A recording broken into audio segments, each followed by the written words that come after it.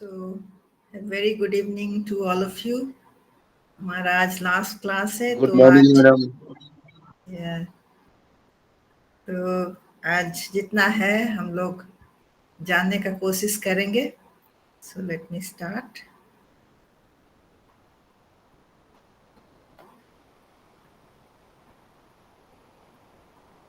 तो सबको दिखाई दे रहा है स्लाइड्स?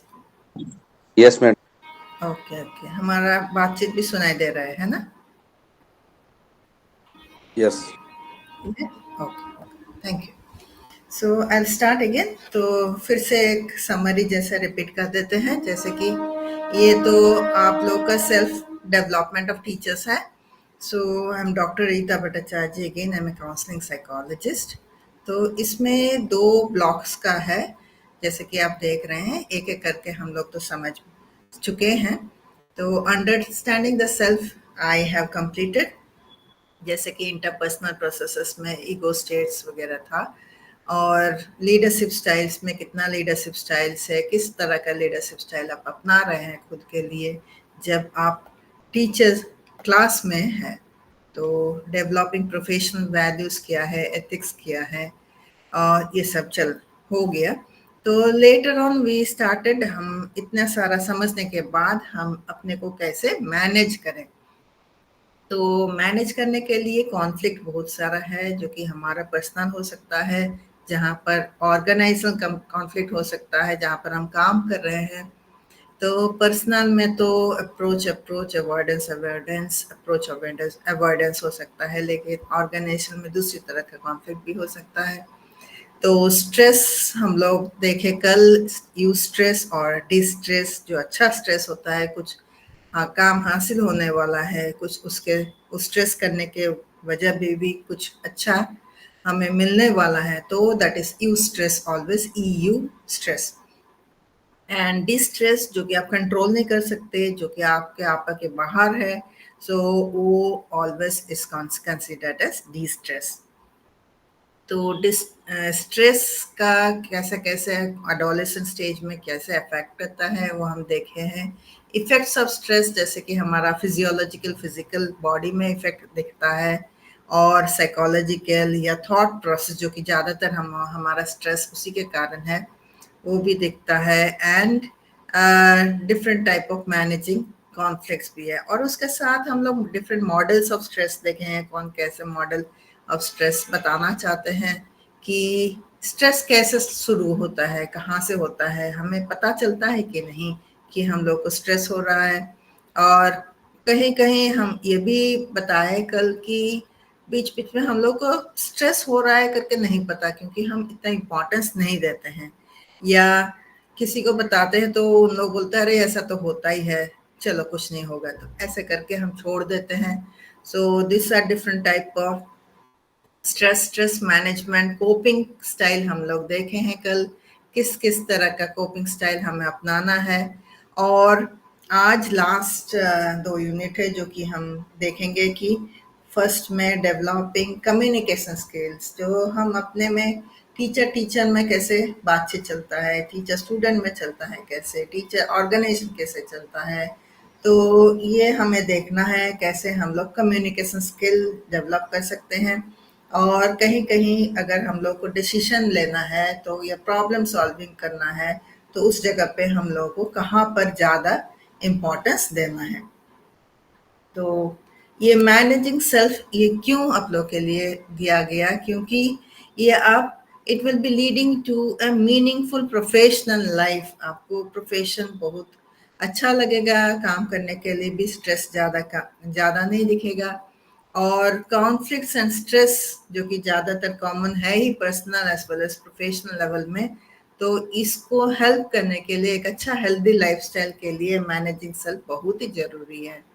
तो इसमें 2 कॉन्सेप्ट हैं जो कि आज हम पढ़ने वाले हैं. Communication skills which are of high priority. अगर कम्युनिकेशन में कुछ दिक्कत हो जाता है, अगर या कोई आपको समझ नहीं पा रहा है, या आप किसी के बात समझ नहीं पा रहे, तो वहाँ पर एक मिस्टेक के कारण आप समझ नहीं सकते हैं, या आप उसको you will be giving some blame, आप उसको ब्लेम करेंगे कि शायद उसका गलती है या कुछ। तो कम्युनिकेशन बहुत ही जरूरी है, ये हम देखेंगे। और अलोंग विद डिसीजन मेकिंग, कहाँ कैसे डिसीजन लेना है, किस तरह का है, और क्या क्या सिचुएशन हो सकता है जहाँ पर आप एज ए टीचर डिसीजन लेने में बहुत जरूरी हो जाता है। तो यहाँ पर यूनिट 6 में पॉजिटिव कम्युनिकेशन कैसे डेवलप करना है विद एग्जाम्पल हम बताएंगे। और म्यूचुअल अंडरस्टैंडिंग, जो भी हो, जितना भी तकलीफ हो, लेकिन एक आपस में म्यूचुअल अंडरस्टैंडिंग समझदार होना चाहिए और टीचिंग लेवल में। और कम्युनिकेशन का कितना प्रोसेस होता है, उसमें ज़्यादातर वर्बल और नॉन वर्बल बोलते हैं, या वर्बल में हम लोग अगर डांट देते हैं तो वो एक कम्युनिकेशन है, या नॉन वर्बल में अगर हम आंख दिखा देते हैं वो भी एक कम्युनिकेशन है एक तरह का। तो communication dynamics in the classroom आपको देखना है यहाँ पर, और कैसे पॉजिटिव कम्युनिकेशन आप डेवलप कर सकते हैं। जिस स्कूल में आप पढ़ा रहे हैं, जिस इंस्टीट्यूशन में आप हैं, तो वहाँ पर कैसे आप कम्युनिकेशन डेवलप कर सकते हैं क्लाइमेट सिचुएशन के हिसाब से। और ये भी आप देखेंगे कि प्रॉब्लम सॉल्विंग और डिसीजन मेकिंग, आप लोग को प्रॉब्लम्स आप लोग को आए या आपके स्टूडेंट्स लोगों को आए, आप कैसे उसको उस प्रॉब्लम को सॉल्व करेंगे, या किस किस जगह पे किस तरह का डिसीजन लेने से सिचुएशन संभाला जा सकता है। तो यहाँ पर you have to identify essential attributes, मतलब कुछ क्वालिटीज, जबकि अच्छे डिसीजन मेकर बनने के लिए और डिसीजन मेकिंग प्रॉब्लम सॉल्विंग को इम्प्रूव करने के लिए इसके बारे में हम लोग बात करेंगे। तो कम्युनिकेशन अगर बोला जाए, it is dealt with our tone, हम कैसे बात करते हैं, किस ऊंचा आवाज से बात करते हैं या आहिस्ता से बात करते हैं, हमारा इमोशन कैसा होता है, हम इतना क्लोजली बात करते हैं, आई कांटेक्ट करते हैं कि नहीं। बहुत लोग जब बात करते हैं तो नीचे देखते हैं या इधर उधर देखते हैं, तो इसका कम्युनिकेशन गलत हो जाता है। दूसरा भी होता है तो बॉडीली टेंशन, जैसा कि डर के मारे बैठे हैं आपके सामने, कि कुछ आपका जेस्चर पोस्चर, मतलब ये सब बैठने का देखने का, ये सब ज़्यादातर कम्युनिकेशन देखा भी जाता है, कोई अगर जॉब इंटरव्यू में जाए तो भी। तो इसके लिए ओवरऑल कम्युनिकेशन का देखना है। तो इसके लिए हम ये बॉक्स में देखिए, हम खुद को रिफ्लेक्ट कर सकते हैं, हम खुद पर देख सकते हैं कि किस तरह का कम्युनिकेशन चल रहा है हमारे इंस्टीट्यूशन में। इज इट पॉजिटिव, नेगेटिव, और does it have strands of both, दो तरफा होता है। तो ये कुछ देर आप कभी भी आप लोगों को समय मिले तो आप देख सकते हैं, जज कर सकते हैं कि ऐसा ऐसा कम्युनिकेशन होना चाहिए कि नहीं। तो डेवलपिंग कम्युनिकेशन स्किल्स, देखिए हम एक एग्जांपल शुरुआत में दे रहे हैं। जैसे कि एक क्लास 9 स्टूडेंट है निकोलस करके, वो स्टाफ रूम में जाके अपना टीचर, जो ज्योग्राफी टीचर है, उनसे मिलना चाहता है। तो ज्योग्राफी टीचर का परमिशन लेके वो घुसा, और घुसने के बाद टीचर को पूछा कि हम अपना मार्क्स बढ़ा सकते हैं कि नहीं। तो सीता चौधरी जो टीचर है वो बहुत गुस्सा हो गए और बोले कि आप लोगों को तो बताया गया है क्लास में कि इस तरह का क्वेश्चन लेके हमारे पास मत आया करो। लेकिन यहाँ पर कम्युनिकेशन कैसे वो बोल रही है अपने स्टूडेंट को। So she stops Nicholas mid sentence. Nicholas कुछ बोलना चाहता है, उससे पहले ही वो स्टॉप कर देते हैं, तुम चुप रहो। I can see you are not interested in your studies, but you are clearly interested in increasing your marks. ज़्यादातर टीचर ऐसे बोलते भी हैं कि तुम्हारा पढ़ने का तो मन है नहीं है, लेकिन मार्क बढ़ाने का मन है, इसलिए चले आते हो। तो ये सुन के इतने टीचर्स और भी थे, उनके सामने ऐसा बोला गया, तो लड़का स्टूडेंट जो था उसको डर लग गया, उस पर पसीना पसीना हो गया।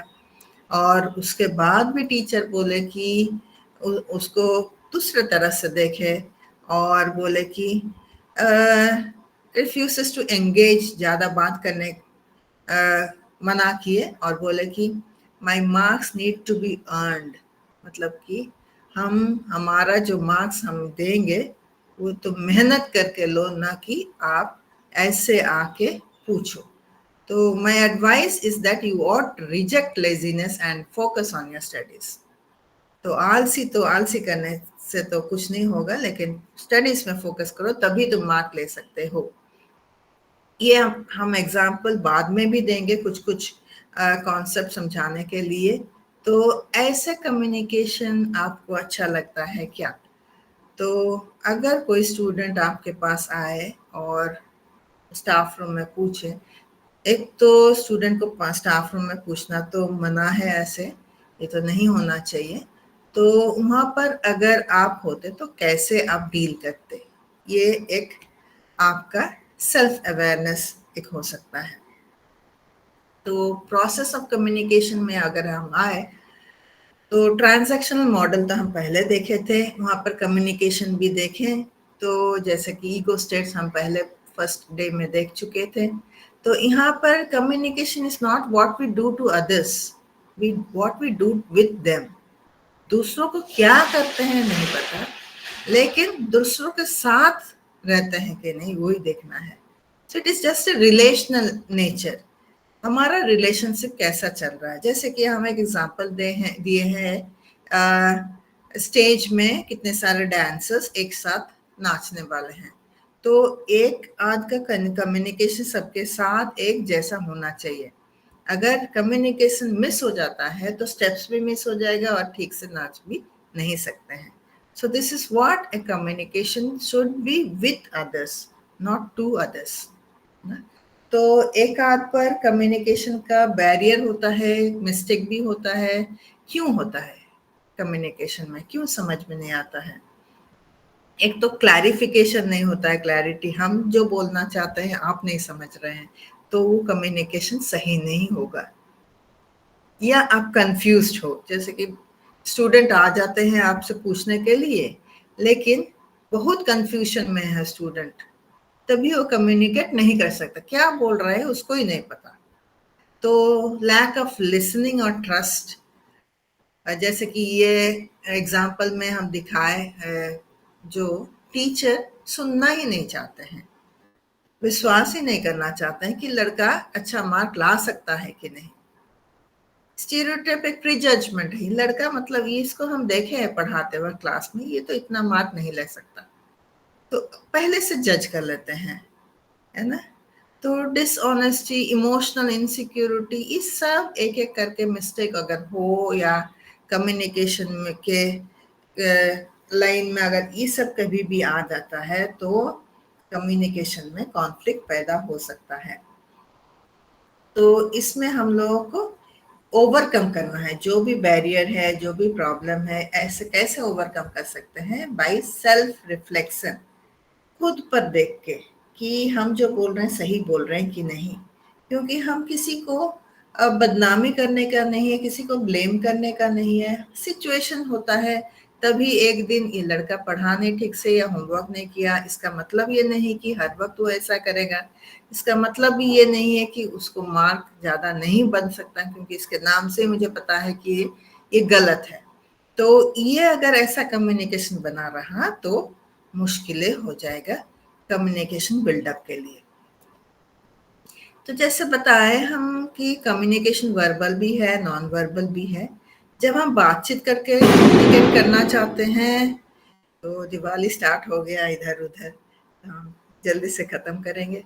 तो कम्युनिकेशन अगर बातचीत से होता है तो वर्बल कम्युनिकेशन होता है, या हम किसी और नॉन वर्बल से बात करते हैं, जैसे कि हमारा पोस्चर से या टेंशन से या फेशियल एक्सप्रेशन से गंदा एक चेहरा दिखा देते हैं, अरे ऐसा क्यों कर रहा है, कि आंख से डरावना चेहरा, या चुपचाप बैठ जाते हैं, या किसी को अच्छा समझाने के लिए उसका पीठ थपथपा देते हैं। तो ये बहुत किस्म का कम्युनिकेशन है, जहाँ पर हम बात नहीं करते हैं लेकिन कम्युनिकेट करते हैं सही। तो आवर वर्ड्स और verbal communication is very powerful in creating our relationship. तो एक बार अगर हम डांट दिए तो उसको फिर से लेके समझाना मुश्किल है। तो इवन कोलिग्स में अगर एक बात बोल देते हैं, दूसरा बार जाके उससे मनमाना थोड़ा मुश्किल है। तो वर्बल कम्युनिकेशन रिलेशनशिप में बहुत मुश्किलें पैदा कर सकता है। तो लॉन्ग लास्टिंग रिलेशन, जैसे कि ये टीचर स्टूडेंट को डांट रहे हैं, स्टूडेंट तो फिर से उनके पास आएगा ही नहीं, तो एक रिलेशन भी खराब हो गया। तो स्टूडेंट सबको बोलता रहेगा ये टीचर के पास मत जाओ, ऐसे जाने से टीचर ऐसे ही बोलेंगे। तो रिलेशनशिप एक वर्बल में बहुत खराबी हो जाता है, एक बार निकल जाता है मुंह से, फिर से लाना बहुत मुश्किल है। नॉन वर्बल कम्युनिकेशन वर्बल से शुरुआत तो होता ही है, लेकिन इट रिवील्स अ लॉट। आप बोलना ना चाहने से भी आपको देख के पता चल जाता है कि आप कुछ बोलना चाहते हैं या बोल रहे हैं। It is through non verbal communication. अच्छा, तो इफेक्टिव वर्बल कम्युनिकेशन के लिए एक एक करके देखेंगे। फर्स्ट वर्बल, फिर नॉन वर्बल। तो इफेक्टिव वर्बल कम्युनिकेशन के लिए पहले सबसे बड़ा टूल है जहां पर आपको देखना है कि सेल्फ एक्सप्रेशन। हम बात करते हैं, हमें सुनाई देता है, और उस पर हम रिएक्ट कैसे करते हैं। Our language varies with culture and sub culture. एक ही क्लास में दूसरे दूसरे किस्म का बच्चे रहेंगे, किसी को अच्छा लगेगा, किसी को नहीं। तो वहां पर हम खुद को सेल्फ एक्सप्रेस करेंगे, खुद देखेंगे कि हम सही है कि नहीं। तो यहाँ पर एक प्रैक्टिस करने से होगा कि when you are gaining control over your words, हम जो बोल रहे हैं उस पर कंट्रोल होना चाहिए। वर्बल कम्युनिकेशन हम जैसे बोले कि बहुत पावरफुल टूल है, जहाँ पर रिलेशन इधर उधर हो सकता है। सो इन दिस कई कई वर्बल कम्युनिकेशन को ठीक से देखने के लिए, अगर इम्प्रूव करने के लिए कई कई फैक्टर्स है। तो पहला फैक्टर ये है कि चूजिंग वर्ड्स केयरफुली। हमें क्या बात करना है वो सोच समझ के बात करना है ना। तो जैसे कि एक स्टूडेंट आ रहा है, उसको वो कंप्लीट नहीं किया, होमवर्क कंप्लीट नहीं किया, तो एक टीचर कैसे बात करते हैं कि don't worry, hope all is well with you, try to complete it by tomorrow. तो ये अच्छे तरह से समझा दिए कि ठीक है, आज नहीं तो कल कर लेना, सब ठीक ठाक है। तो ये एक कम्युनिकेशन है। और एक कैसा है, तो बार बार टीचर पढ़ाने के बाद भी स्टूडेंट समझ में नहीं समझ सकता, तो वहां पर क्या बोलेंगे टीचर, दिमाग नहीं है क्या तेरा, तो समझ नहीं सकता इतना बार पढ़ाने के बाद भी। ये देखिए कम्युनिकेशन कैसा है, don't you have A brain. तो ये दोनों कम्युनिकेशन में कैसे लगेगा, आप उसी जगह पे बैठ के सोचिए कि चूजिंग वर्ड्स केयरफुली, बच्चा किसको ज्यादा पसंद करेगा। तो हम जो बोल रहे हैं उसको समझ के बोलना चाहिए। टेकिंग रेस्पॉन्सिबिलिटी, खुद को रेस्पॉन्सिबल बनना है ताकि दूसरों को ब्लेम ना किया जाए। जैसे कि कुछ कुछ चीजें यहाँ पर हम एग्जाम्पल के साथ ही बता रहे हैं। It versus I. आई मतलब हम खुद पर रेस्पॉन्सिबल ले रहे हैं। जैसे कि एक सिचुएशन हम बोले, it is a very difficult to interact with mister Raj V Raj. तो I find it difficult to interact with mister Raj. यहाँ पर एक कॉमन ना बताकर, तो मुझे राज से इंटरेक्ट करने के लिए मुश्किल हो रहा है, ना कि सबके लिए। तो I should be the first statement है। जैसे यू वर्सेस आई, फिर भी you are a very messy student, इतना गंदा बच्चा है, तू अलग है। तो यहाँ पर ऐसा बोल सकते हैं, I sometimes do not like it when you are messy. मुझे बीच बीच में अच्छा नहीं लगता जो जब गंदा बन के आता है या गंदा ड्रेस पहनता है। तो मैं अपने पे ले लेती हूँ ताकि दूसरों को खराब ना लगे। Taking the responsibility. फिर बट स्टेटमेंट्स भी है। You are a wonderful student with creative imagination but you need to be punctual. जो कि एक बच्चा बहुत अच्छा है, लेकिन वो पंक्चुअलिटी टाइम में नहीं आता है, 5-10 मिनट लेट कर देता है क्लास में या कहीं और एग्जाम्स में। तो हम कैसे बोलेंगे कि उसको अच्छा बोलते हैं पहले कि तू तो बहुत अच्छा लड़का है, लेकिन तो पंक्चुअलिटी में थोड़ा ढीला है, तो थोड़ा इसमें कर सकता है। So questions versus statements. Should we take our class to the grounds today? Let's take the class to the grounds as it is sunny, कि क्लास में क्लास ना लेके बाहर थोड़ा बैठ के वहां पर ग्रास के ऊपर, घासों के ऊपर बैठ के चलो लेते हैं। यहाँ पर हम अगर टीचर के हिसाब से पूछें कि वहां पर जाके क्लास लिया जाए क्या, तो हम रिस्पॉन्सिबल नहीं लेते, हम दूसरों पर छोड़ देते हैं। तो वहां पर ऐसे बोले कि चलो हम लोग वहां पर जाके क्लास लेते हैं, तो हर वक्त टीचर को एक रिस्पॉन्सिबिलिटी के साथ ही बात करना है, तभी एक वर्बल कम्युनिकेशन क्लियर होगा। तो टेक रिस्पॉन्सिबिलिटी, आई और वी, यहाँ पर आई पर ज्यादा ध्यान रहना होगा, क्योंकि एक ऐसे एग्जाम्पल ऐसा है कि टीचर पूछ रहे हैं are you comfortable with time limit for the test. तो जब स्टूडेंट्स को पूछे कि ये टेस्ट के लिए आप लोग के लिए टाइम ठीक है कि नहीं, तो वहां पर एक लड़का बोल रहा है हाँ हाँ हमारे लिए ठीक है। लेकिन हमारे लिए ठीक है एक लड़का ही तो बोला, तो सबके लिए ठीक होगा कि नहीं, वो तो ठीक नहीं।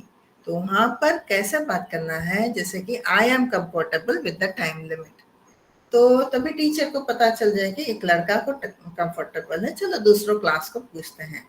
So this is how everywhere we need to learn to take responsibility for a proper verbal communication. तो ये तीसरा है अवॉइड लेबलिंग। तो लेबलिंग मतलब हम बच्चों को बोल देते हैं, ऑलमोस्ट प्रेडिक्ट कर लेते हैं कि धारणा कर लेते हैं कि हाँ ये लड़का ऐसा ही है। तो किसी को हम बोलते हैं पढ़ाकू, किसी को बोलते हैं सीधा है या होशियार है या बुद्धिमान है या कमजोर है, जैसे कि हम लिख के दिखाए। तो ये बच्चों पर ज्यादा इफेक्ट कर सकता है, तो इसको हमको अवॉइड करना है। तो टीचर कभी कभी फिक्स्ड माइंडसेट में हो जाता है, ये लड़का ऐसा है मतलब वो ऐसा ही है। तो जैसे कि हम पिछला क्लास में बताए कि एक लड़का मैथ्स में कमजोर है, टीचर देख रहे हैं कि कमजोर है, लेकिन उसको एक टीचर बता दिया कि तू तो कमजोर ही है, तुझसे कुछ नहीं होगा, तो उसी को लेके बैठ गया लड़का कि हम कमजोरी है, हमसे कुछ नहीं होगा। तो एक लेबल नहीं करना है हमको, जज नहीं करना है।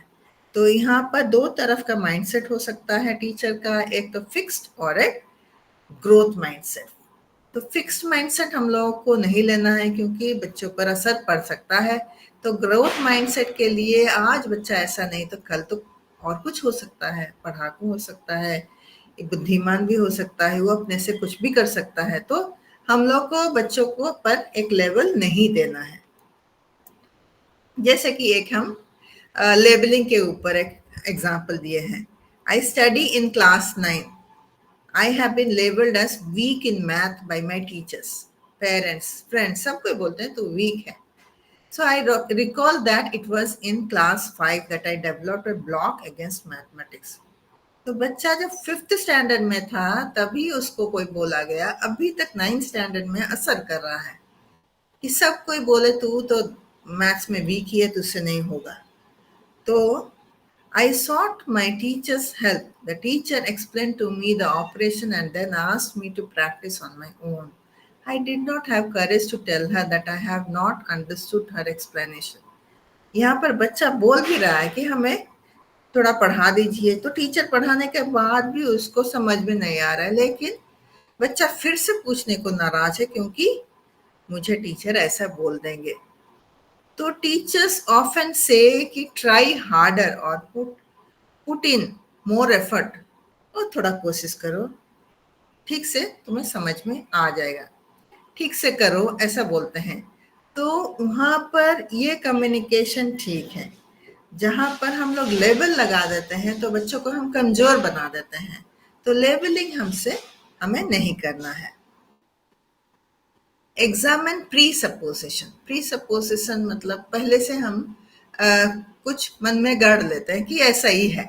जैसे कि सीता चौधरी जो ज्योग्राफी टीचर, जहाँ पर लड़का आया था मार्क्स लेने के लिए, तो हम पहले से बता दिए कि ये एग्जाम्पल बीच बीच में आ सकता है। तो वहां पर वो पहले से जज कर लिए थे कि I can see you are not interested in your studies, मुझे पता चल गया तुझे तेरा पढ़ाई में कुछ इंटरेस्ट नहीं है, लेकिन तुझे मार्क लेने में बहुत इंटरेस्ट है। तो जब टीचर ऐसे बता देते हैं तो पहले से जज कर लेते हैं कि ऐसा ही है, तो बच्चा पर कैसे इफेक्ट होगा। So as you are just not interested in your studies, I am not going to put in much effort. तो यहाँ पर हम एफर्ट दे या ना दे, लेकिन बच्चा पर दूसरा इफेक्ट हो जाता है।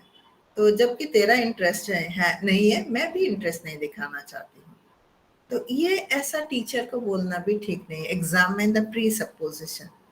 तो पहले बात करना है स्टूडेंट से कि किस बात से आए हो, कहाँ पर गलत है, कहाँ गलत है, ये गलत में नहीं लग रहा है, लेकिन इसका सही आंसर ये होना चाहिए। तो इस तरह का वर्बल कम्युनिकेशन आप लोग को देखना है। Sharing power and control. कोई कोई टीचर ऐसा भी देखते हैं कि हम बहुत सीनियर हैं, हमारा बहुत पावर है, हम कंट्रोल करना चाहते हैं कि I know what is best for you. तुझे तुझे पता नहीं, मुझे पता है तेरे लिए कौन सा सही है, कौन सा गलत है। तो मैं जो बोल रहा हूँ तुझे, या मैं जो बोल रही हूँ तुझे समझना होगा। हम लोग जब तेरे उम्र का थे तब हम लोग ऐसा तो नहीं किए, तुम लोग ऐसे क्यों कर रहे हो।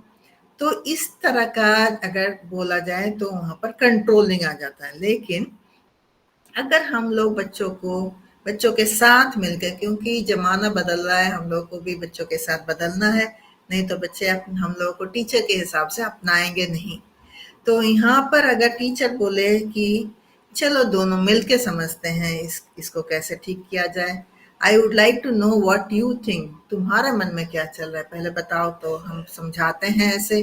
तो this is how we can help the students as a teacher in verbal communication. तो इफेक्टिव नॉन वर्बल कम्युनिकेशन कैसा है कि कभी कभी हम लोग जानबूझ के कर लेते हैं, या अजनबी बन के कर लेते हैं, अनजाने में कर लेते हैं। कुछ भी नॉन वर्बल कम्युनिकेशन बिना जाने भी निकल जाता है, कुछ कुछ हमारे जेस्चर। तो यहाँ पर वर्ड्स तो नहीं होते हैं, तो यहाँ पर दो तरफ का नॉन वर्बल बोलते हैं कि इंटेंशनल और अनइंटेंशनल, जानबूझकर या अनजाने में। तो unintentional messages are those we do not necessarily want to communicate with others but cannot control. हम लोग नहीं करना चाहते, हम किसी पर गुस्सा नहीं करना चाहते, लेकिन गुस्सा हो जाता है अनजाने में। सिचुएशन, जैसे कि हम हर वक्त बोलते रहते हैं कि हम किसी पर ब्लेम नहीं करते, लेकिन सिचुएशन पर ब्लेम करते हैं। हो सकता है हमारा गुस्सा अंदर है ऑलरेडी और गुस्सा निकालना चाहते हैं, तो हम ये गुस्सा नहीं करना चाहते हैं, लेकिन मन में रखे हैं कंट्रोल करके, लेकिन कंट्रोल से बाहर हो जाता है, वो अनइंटेंशनल है। तो जब तक ये सॉफ्ट आई कांटेक्ट, अच्छे से बात करते हैं, आई कांटेक्ट रख के बात करते हैं, या बीच में अगर बच्चा कुछ बोल दिया कि नहीं समझ में आता है, नहीं कर पाते हैं, बस हमारा गुस्सा तेज हो जाता है और हम आंख बड़ा बड़ा करके देख के उसको डांटने लगते हैं। तो वर्ड से तो डांटते नहीं है, लेकिन फेशियल एक्सप्रेशन से डांट देते हैं। तो ये बीच बीच में इंटेंशनल हो सकता है या अनइंटेंशनल होता है, जहां पर हम लोग को सेल्फ अवेयर होना चाहिए कि हम कहाँ पर, किस जगह पर हमें कैसे रिएक्ट करना है। तो एक केस स्टडी हम देते हैं, जैसे कि एक नए प्रिंसिपल आए, ग्रुप ऑफ टीचर से मिलने के लिए फर्स्ट टाइम गए। तो she gets up from principal table से उठ के सबको ग्रीटिंग किए हैं और सबसे हंसी मजाक करके हैंडशेक भी किए हैं प्रिंसिपल होने के नाते। So the first sense of the group of teachers is that they are going to have a wonderful time. सब कोई सोचने लगे कि चलो ये नया प्रिंसिपल जो आए हैं बहुत अच्छे हैं। तब तो हम लोगों से बातचीत करते हैं और हैंडशेक भी किए हैं, तो हंसते रहते हैं, तो बहुत अच्छे हैं। तो एक ये होता है नॉन वर्बल कम्युनिकेशन। हम लोग कुछ ना ही बोले, भले ना बोले, नो प्रॉब्लम, लेकिन हम जो रिएक्ट करते हैं तो उसी से पता चल जाता है हम कुछ बोलना चाहते हैं, और उन्हीं को लेके हम लोग कम्युनिकेट करते हैं और बाकी लोग भी समझ जाते हैं किस तरह का कम्युनिकेशन हम करना चाहते हैं। तो लेट अस लुक कोई कोई नॉन वर्बल कम्युनिकेशन का डायनामिक्स हम देखेंगे क्लासरूम में, स्कूल में कैसा होता है। तो फर्स्ट है facial expression and eye contact. जब आप क्लास में पढ़ाते हैं तो एक को देख के तो नहीं पढ़ाते होंगे, बाकी बच्चों को भी देख देख के पढ़ाते होंगे, क्योंकि एक को देखने लगे तो बाकी बदमाशी करने में तुले रहेंगे। तो यहाँ पर फेशियल एक्सप्रेशन होता है आई कांटेक्ट के थ्रू से। तो here we don't say anything, हम पढ़ाते हैं, सबको देखते रहते हैं, ताकि हम ये बोलना चाहते हैं कि तुम लोग हम जो पढ़ाते हैं तुम लोग ध्यान से सुनो। So this is one type of non-verbal communication. The teachers may have to courageously examine the prejudice, stereotypes, or personal preferences and fixed moral positions. ये सब को ध्यान लेके एक तो जज नहीं करना है, एक तो पहले से ये नहीं रखना है कि बच्चे ऐसा ही होता है। तो ये सब नॉन वर्बल कम्युनिकेशन को पढ़ के हमको एनालाइज करके हमको क्लासरूम में जज करना है। जैसे कि ये एक एक्टिविटी है, ये आप बाद में कर सकते हैं, बाद में आंख बंद करके आप खुद क्लास में हो, पढ़ा रहे हो और कैसा सिचुएशन है ये सब आप मन में आप ध्यान लगा के मन से मन आप सेल्फ अवेयर कर सकते हैं। This is what a non verbal communication between you and your students. तो फिर और एक होता है voice, tone and silence. There are 3 types. जैसे कि एक सिंपल सेंटेंस को कैसे किस तरह हमें बताना चाहिए। अगर एक ही सेंटेंस को हम कैसे कैसे बताते हैं, देखिए, जैसे कि हमारा टोन के हिसाब से, हमारा वॉइस के हिसाब से, you are doing very well, अगर ये एक फेस में हो तो आप देख रहे हैं यू को बोल्ड लेटर में दिया गया है, तो हमारा टोन वहां पर ज्यादा होगा, you are doing very well. जब हम बच्चों को बोलते हैं तो इसका मतलब तुम ही अच्छे कर रहे हो, बाकी लोग नहीं कर रहे हैं। तो हम हमारा वॉइस टोन उसी पर ज्यादा देते हैं जहां पर फोकस करते हैं। Second sentence, you are doing very well, तो हम उसका एक्शन में काम ज्यादा दे रहे हैं, ताकि उस पर नहीं, तेरा काम जो है अच्छा है।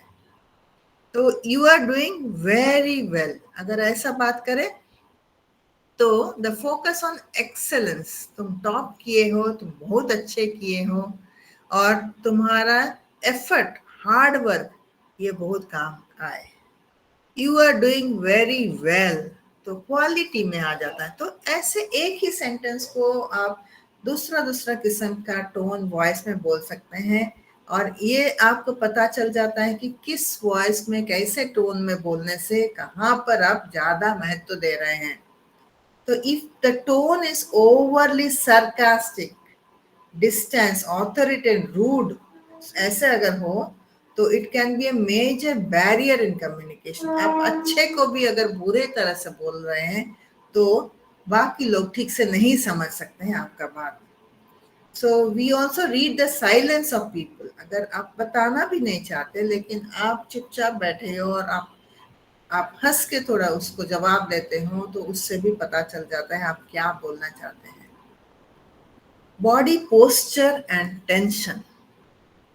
तो body postures can have depression and sadness written into them. अगर बॉडी पोस्चर आप क्लास में पढ़ा रहे हैं और किसी को आप देखें कि सर नीचे करके बैठा है और कंधा ऐसा लटका हुआ है या एनर्जी नहीं है बच्चा का, तो फट से पता चल जाता है कि यहाँ पर पूछने का जरूरत नहीं होता। उसका पोस्चर, बॉडी को देख के ही, उसका टेंशन को देख के ही आपको पता चल जाता है कि बच्चा ठीक नहीं है।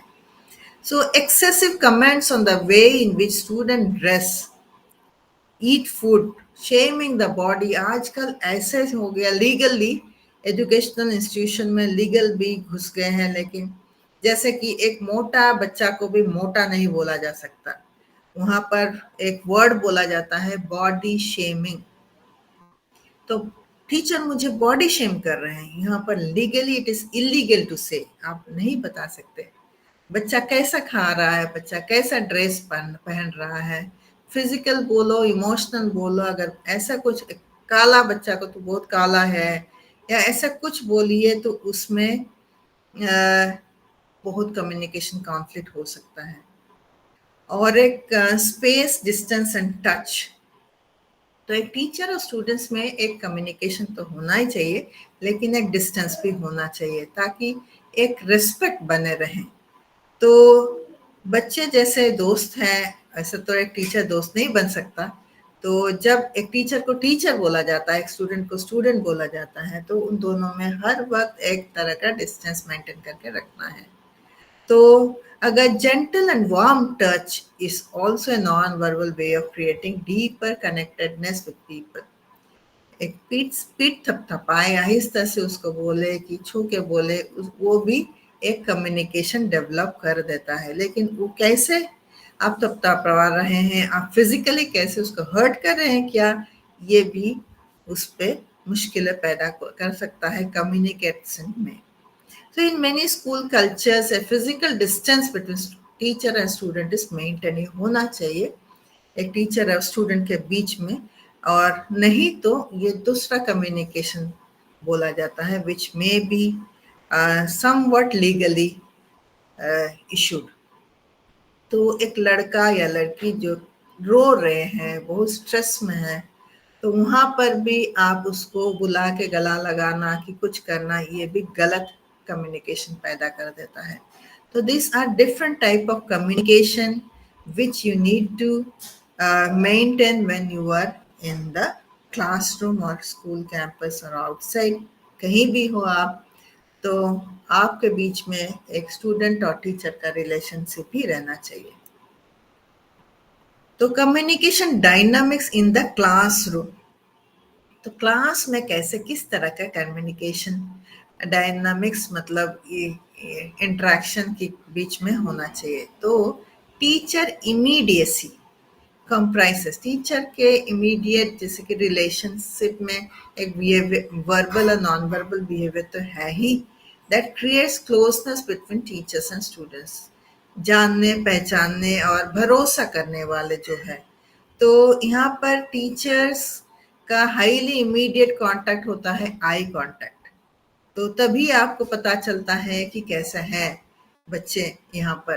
तो हम लोग कभी भी कहीं भी अगर हम लोग स्पीच देने जाते हैं या कहीं गेस्ट लेक्चर देना जाते हैं, पहले हम लोग ऑडियंस को देखते हैं, कुछ कुछ बात करके ऑडियंस को देखने लगते हैं, जो कि हमारा ऑफलाइन में होना चाहिए वो भी है। और ह्यूमरस, एक टीचर को एक मोनोटोनस वॉइस में एक मोनोटोनस लेक्चर देना नहीं चाहिए, कुछ कुछ तो ह्यूमरस करना चाहिए।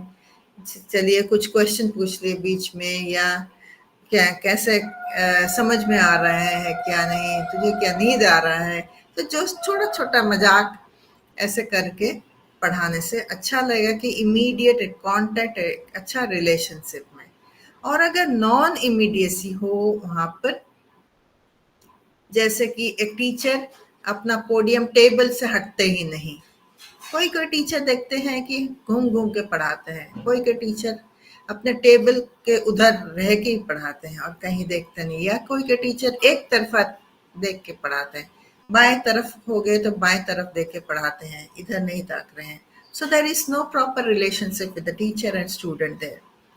तो ये अच्छा रिलेशनशिप का जेस्चर या लिटिल ह्यूमर सब देखने के लिए तो हमें कॉग्निटिवली एंड इमोशनली स्ट्रांग बनना पड़ेगा। हमारा थॉट प्रोसेस एक टीचर के हिसाब से, आपका पैशन टुवर्ड्स टीचिंग, आपको कितना अच्छा लगता है पढ़ाने में। जैसे कि स्टूडेंट्स कोई कोई है कि टीचिंग लेवल में ये टीचर मुझे अच्छे से पढ़ाते हैं, तो ऐसे एक नहीं, अगर हर क्लास पूरा जहाँ जहाँ पढ़ाते हैं तो बच्चे अगर ऐसे समझने लगे तो that is what one of the best dynamic in the classroom.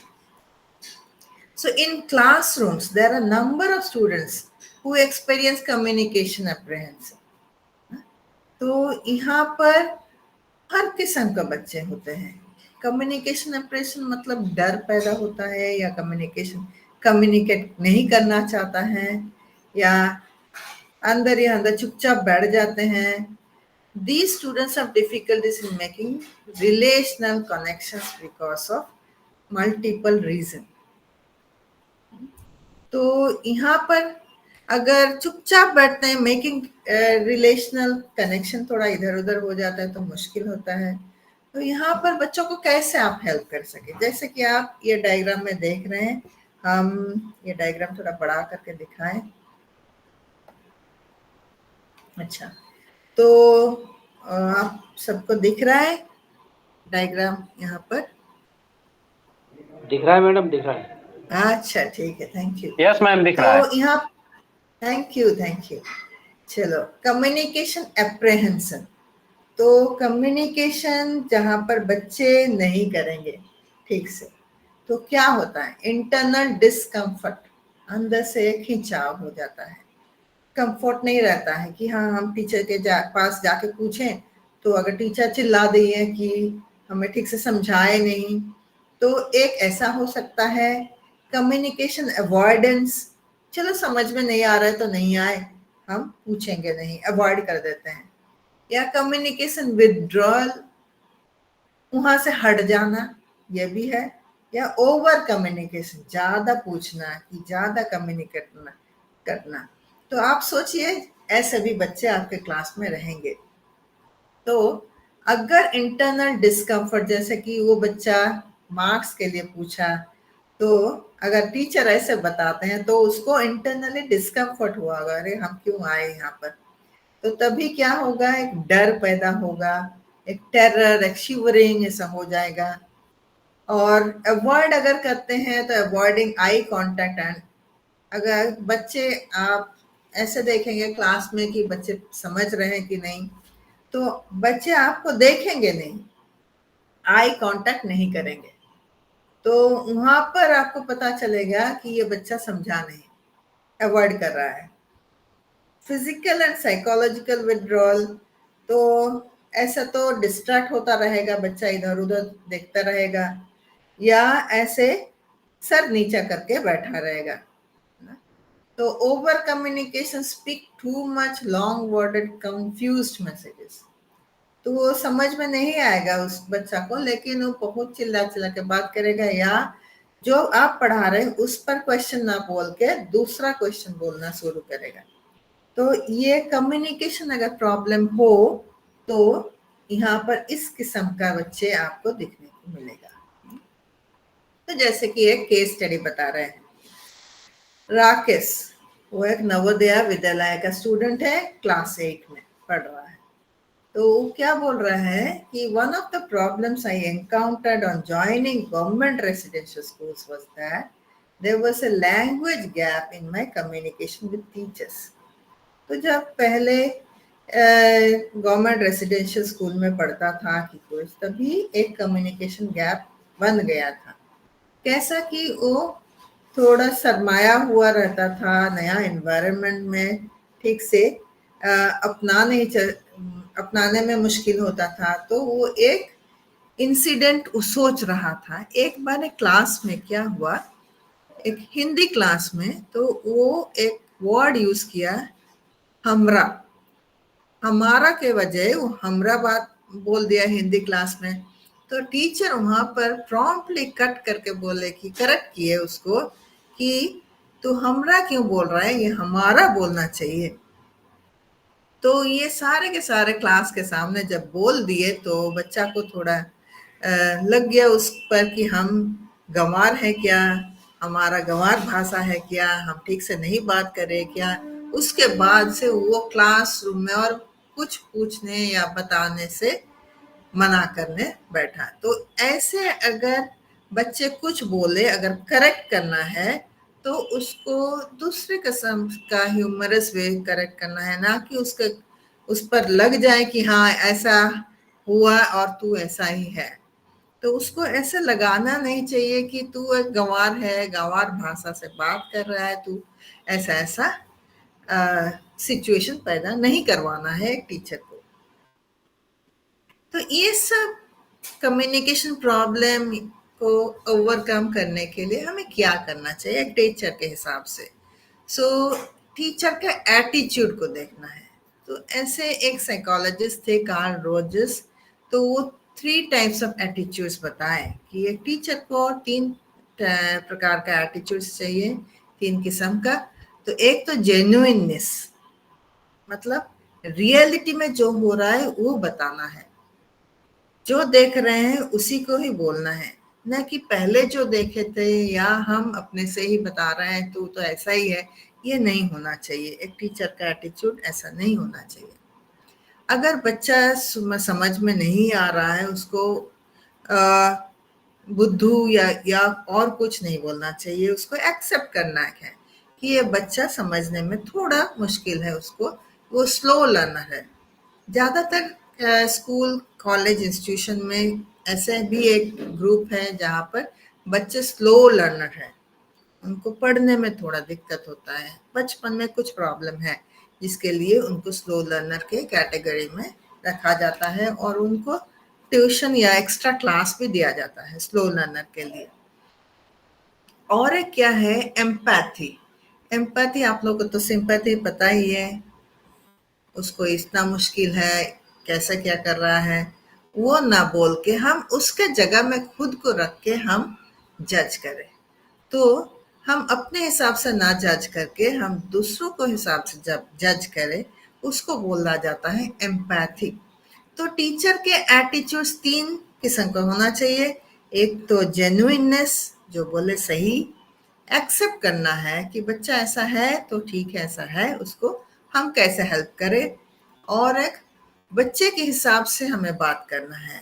तो यहाँ पर अगर एक बच्चा मेरे पास आता है केस के लिए, एक गलती हो गया, तो उसको अंदर ही अंदर बहुत गिल्ट खाया जा रहा है कि मैम मेरे से ऐसा हो गया है। तो हम अगर बोले कि तू जो किया सही नहीं किया, तो उसके हिसाब से हम बात कर नहीं रहे, ये मेरे हिसाब से बात कर रहे हैं, तो उसको तो ऑलरेडी पता है कि वो सही नहीं किया, उसको दोबारा बोलने का क्या जरूरत है। तो अगर हम वहां पर उसके जगह पे खुद को रख के बात करें, तो हम बोलेंगे क्या, ठीक है, गलती एक बार हो गया, बार बार तो नहीं होता है, तो ये अगर गलती हो गई उससे कुछ सीखना है और वो सीख के दोबारा गलती जैसा ना हो वैसा करना है, तभी बच्चे को अच्छा लगेगा। ठीक है, इस बार फेल कर गया, नहीं लिख पाया, नेक्स्ट टाइम अच्छे से पढ़ के लिख देना। तो this are the type of attitudes a teacher को अपनाना है, ताकि कॉन्फ्लिक्ट इन कम्युनिकेशन ना हो। Deep listening. डीप लिसनिंग का, कोई भी आए, अगर आप सुनते हैं उसका बात, तो दूसरे को अच्छा लगेगा और बोलने को मन भी करेगा। जैसे कि through practice of deep listening we empty ourself, मन का बात हल्का हो जाता है, हमें अच्छा भी लगता है कि अगर कोई सुने। अगर कोई ना सुने और उसके पहले बात कर दे, तो मुझे ऐसा लगेगा कि मैं यहाँ पर क्यों आया। तो यहाँ पर लिसनिंग का एक क्वालिटी होना चाहिए टीचर को, ताकि बच्चे आपके पास आए, उनका डाउट क्लियर करें और ऐसा लगे कि ये टीचर मेरे लिए है, ये बहुत अच्छे टीचर है। तो कम्युनिकेशन का प्रॉब्लम यहाँ पर नहीं होगा अगर आप सुनने में थोड़ा टाइम बिताते हैं बच्चों के साथ। Giving and receiving feedback. Feedback तो सबका होता है, हमारा भी तो होगा।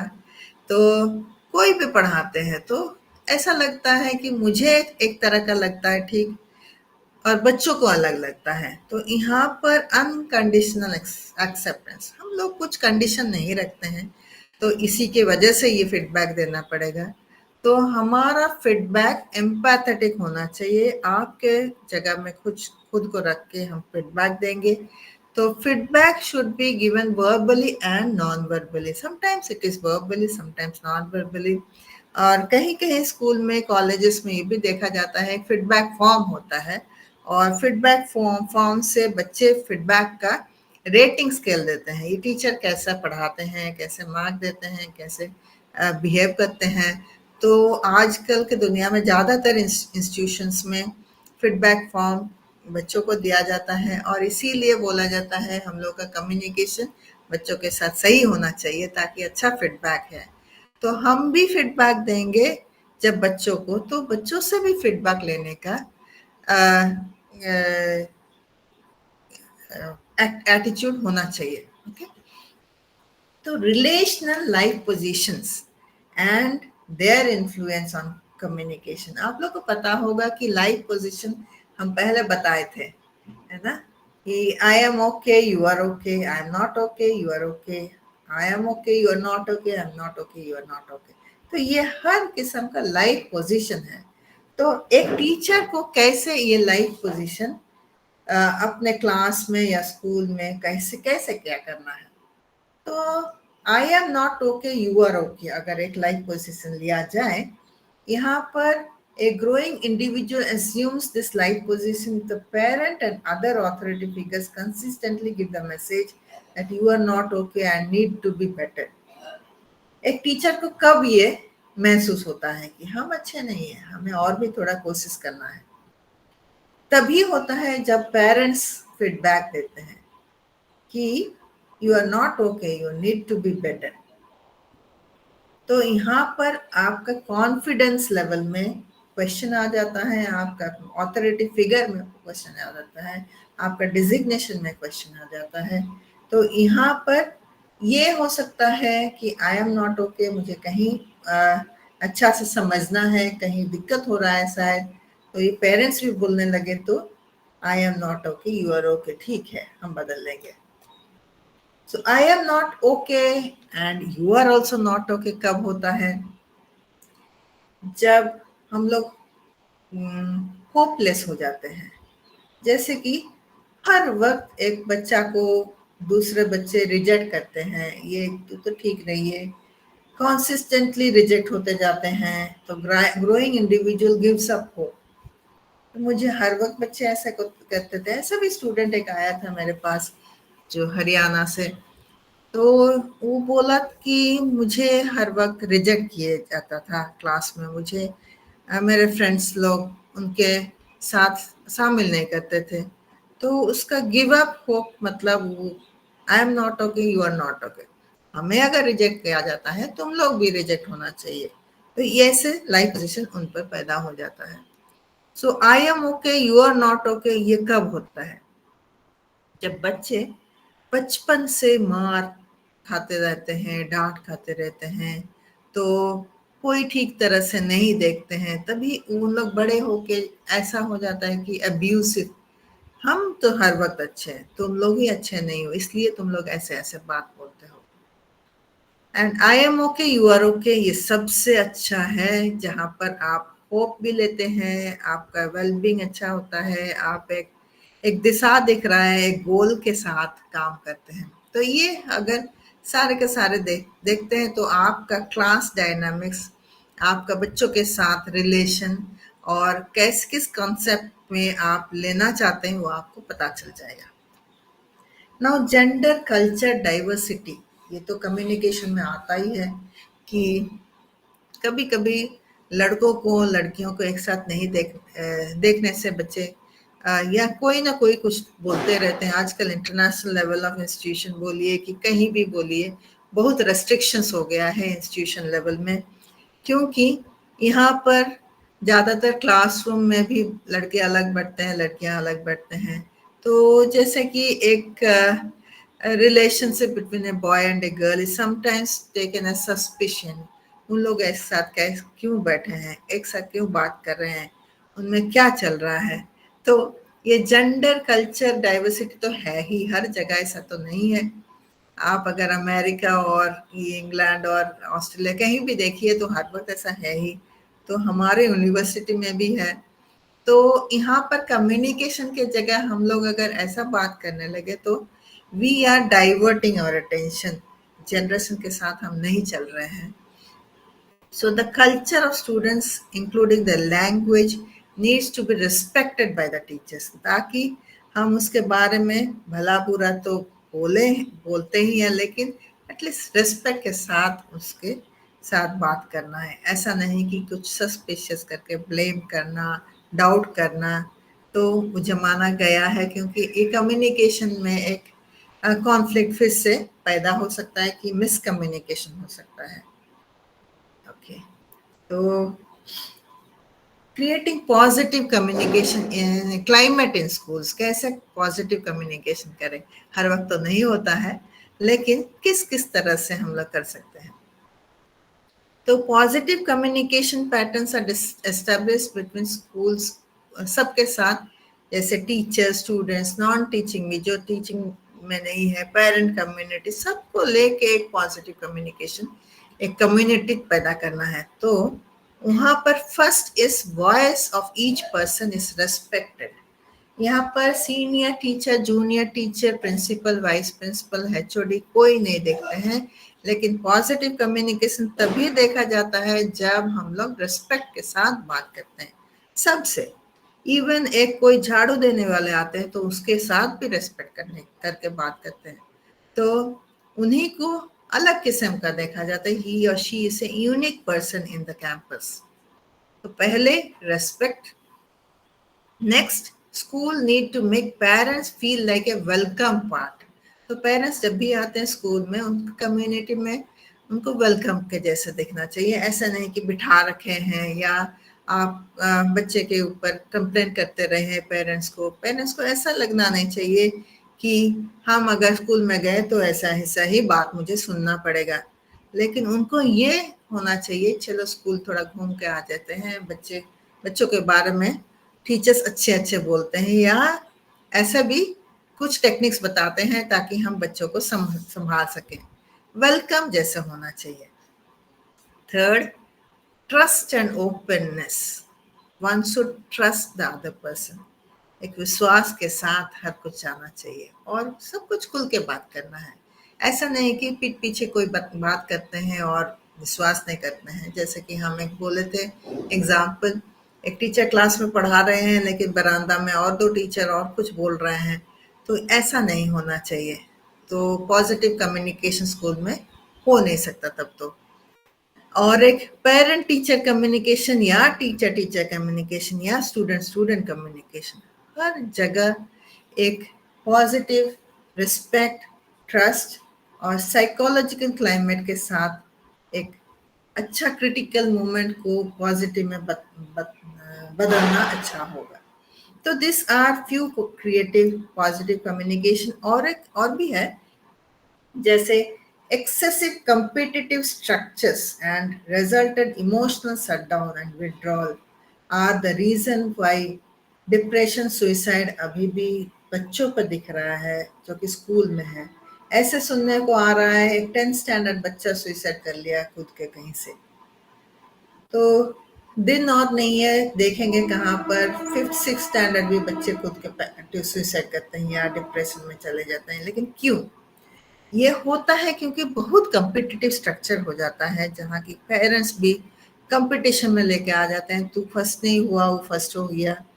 कि इमोशनल शटडाउन, बच्चों का इमोशनल नहीं देखते हैं। अगर बच्चे अवॉइड करते हैं, चुपचाप चले जाते हैं या बातचीत बंद करते हैं, उस पर हम ध्यान नहीं देते हैं। तो ये नहीं होना चाहिए, क्योंकि ये होने से ज़्यादातर नेगेटिव कम्युनिकेशन में पैदा होगा ज़्यादा, और डिप्रेशन, सुइसाइड, बच्चे अकेलापन चलाएगा, तभी वो अकेले रह के बहुत कुछ सोचने लगेंगे। Self compassion is a way of listening to our own inner voice. भले ही हमारा बात कोई ना माने, लेकिन हम खुद का बात खुद तो सुने। तो सेल्फ अंडरस्टैंडिंग, खुद को ब्लेम ना करना, लेकिन हम लोग ग्रैटिट्यूड के साथ रहना, एक थैंकफुल नोट देना हर वक्त, हर रोज। हम सबको बोलते हैं सोने से पहले एक चीज सोचा कीजिए कि एक अच्छा काम आज हुआ है क्या, कौन सा अच्छा काम है। That is what self compassion. तो अगर आप खुद को समझने लगेंगे तो आप ऐसा नहीं फील करेंगे कि कोई मुझे नहीं समझे। तो psychological space needs to be created in schools with a culture of peaceful resolution of conflicts. तो एक होता है कि कोई गुस्सा होते हैं, कि कोई रो जाता है, कि सब साइकोलॉजिकल स्पेस तो है ही। तो वो चीज भी हमें समझना है। कोई अगर रो रहा है तो किस लिए रो रहा है, हम लोग जाके कंधा से कंधा लेके उनको समझा सकते हैं क्या हुआ तुझे। जैसे एक टीचर का एग्जाम्पल दिए थे, वो टीचर बोले कि नहीं हम ठीक है, हम ठीक हो जाएंगे, नो प्रॉब्लम, इसमें ठीक है। लेकिन अगर कोई टीचर या स्टूडेंट या कोई भी आपका हेल्प चाहते हैं तो जरूर उसको हेल्प करना चाहिए। तो communication is much more about what is inside us हमारे अंदर कैसे कम्युनिकेशन है, हम खुद को कैसे समझते हैं, तभी हम लोग बाहर लोगों को समझना शुरू करेंगे। तो यूनेस्को में कम्युनिकेशन ऐसे बताया गया कि it comes with critical thinking, thought process तो है ही, तो क्रिएटिविटी एंड कोलैबोरेशन होना चाहिए 21st सेंचुरी के लिए, that will pave the way for the future. Future के लिए सबके साथ एक जैसा थॉट प्रोसेस, मतलब पॉजिटिव थॉट प्रोसेस होना चाहिए। क्रिटिकल थिंकिंग या सेल्फ अवेयरनेस होना चाहिए, सेल्फ कंपैशन होना चाहिए, और क्रिएटिविटी कोलैबोरेशन के साथ, क्योंकि कोलैबोरेशन जहाँ पर हम एक डायग्राम दिखाए थे, एक तो असर्टिवनेस भी है और कोऑपरेशन भी है। हम खुद के लिए भी कंसर्न है और दूसरों के लिए भी कंसर्न है, तभी हम लोगों का कम्युनिकेशन सही सलामत हो सकता है। अच्छा, ये आ गया डिसीजन मेकिंग और प्रॉब्लम सॉल्विंग। टीचर का क्या रोल है इसमें? तो फर्स्ट सिलेबस जो दिया जाता है, वहां पर आप देखते हैं कि selecting A course of action. तो अगर कोर्स ऑफ एक्शन, किस कोर्स आप पढ़ाने वाले हैं और यहाँ पर किस तरह का प्रॉब्लम आ सकता है, how you are going to solve a problem, and it can be defined like किस तरह का प्रोसेस होगा इसमें। इंफॉर्मेशन बेस्ड, किस तरह का इंफॉर्मेशन आप जानते हैं या इंफॉर्मेशन जानने का कोशिश करेंगे, किस तरह का आइडियाज या ऑब्जेक्टिव्स या नॉलेज उस सब्जेक्ट के बारे में, all are brought together for problem solving and decision making. Now, teacher decisions about the content, appropriate instructional strategies to be developed or adopted.